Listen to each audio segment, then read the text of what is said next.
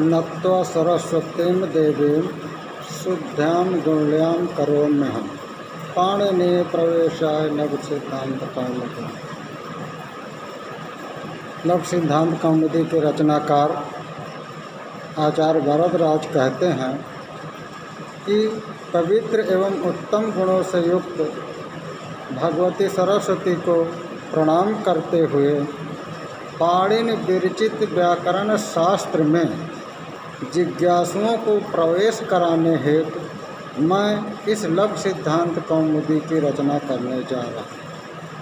तो पाणिनि कृत अष्टाध्यायी है जो व्याकरण शास्त्र है, उसको जानने के लिए, उसको सीखने के लिए यह लव सिद्धांत कौमुदी एक सीढ़ी के समान है, यह आचार्य भरद्वाज कहते हैं।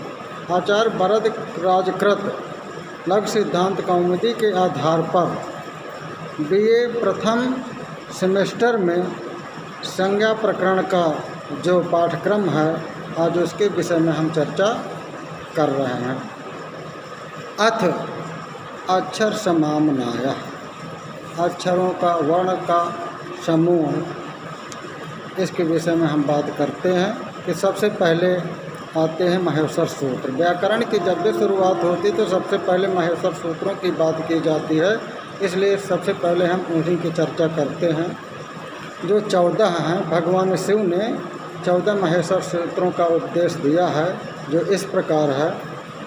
आयुण, ऋलिक, अयोम, अयावच, हैवरट, लण, मंगणनम, झभय, घड़दस, जबगड़दस, खप छठ चटतव, कपय, सरसर, हल।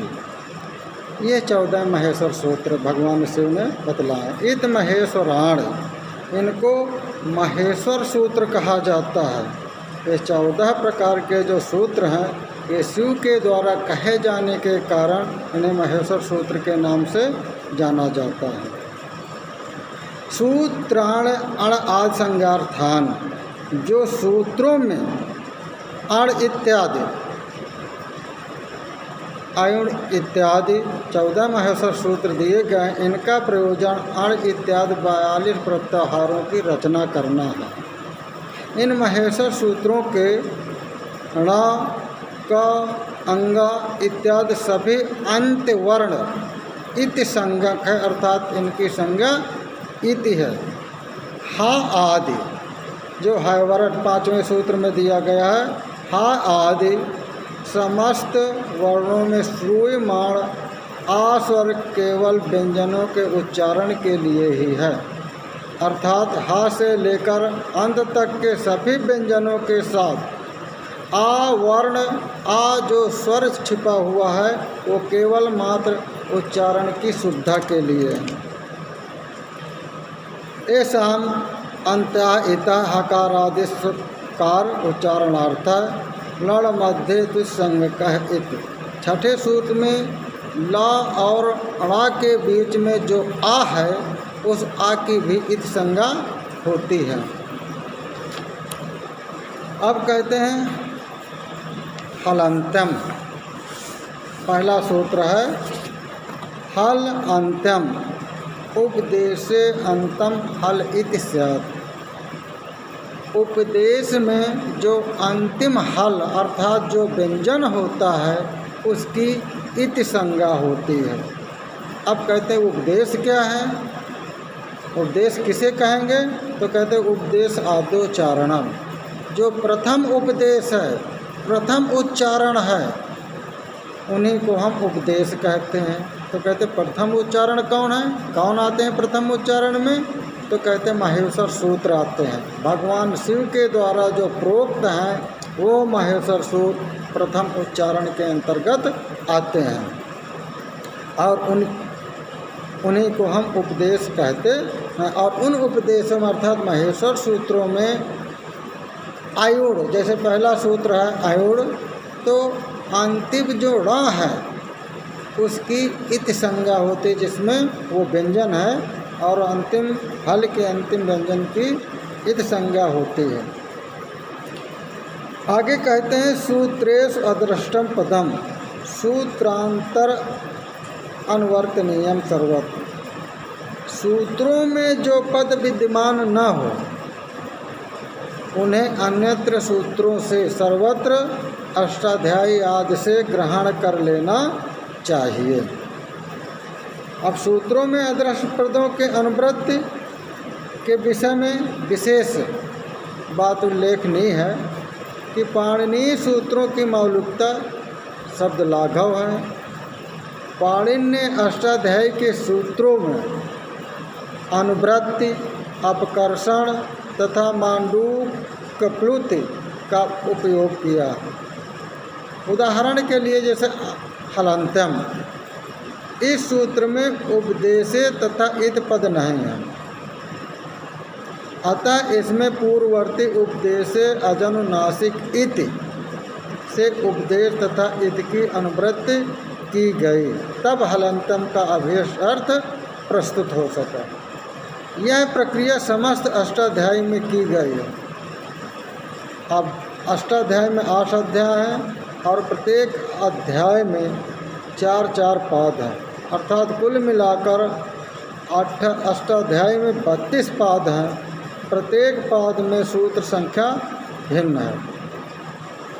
अब दूसरा सूत्र देते हैं, कहते हैं अदर्शनम लोपः। आदर्शन लोपः प्रसक्त अदर्शनम लोपः संगम स्यात्। कहते आदर्शन किसे कहते हैं? जो दिखाई नहीं देता है, जो सुनाई नहीं देता है। असर्थ उपस्थिति का उपस्थित हो लेकिन वो दिखाई न दे या सुनाई न दे तो उसको हम अदर्शन कहते हैं। और जो अदर्शन होता है उसकी लोप संज्ञा होती है। आदियो अणादर्था वार्ताओं की अणा आदि महेश्वर सूत्र के जो अयुण इत्यादि सूत्र हैं, अंतिम वर्ण अणा ये इत संज्ञा है जो अण आदि प्रत्याहारों की सिद्धि के लिए है। अण आदि 42 प्रत्याहारों का निर्माण होता है इनसे। तीसरा सूत्र देते हैं तस् लोपः। तस् इतो लोपः स्यात्। इत संज्ञक का लोप होता है, जिसकी इत संज्ञा होती है उसका लोप हो जाता है। अब इसका स्पष्टीकरण देते हैं, कैसे? कहते व्याकरण शास्त्र में शब्द को नित्य माना गया है। उसकी दृष्टि में सभी शब्द सदा नित्य वर्तमान रहते हैं। किसी शब्द या वर्ण का विनाश नहीं हो सकता।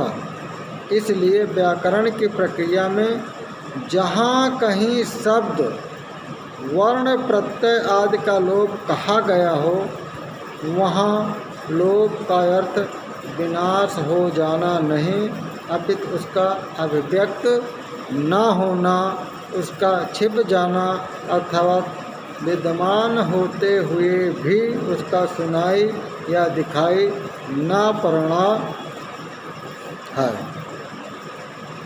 आदि अंतेन सहिता, कहते आदि अंतेन ये चौथा सूत्र देते हैं कि अंत इता सहित आदि मध्यगा नाम स्वचा संगा श्याम।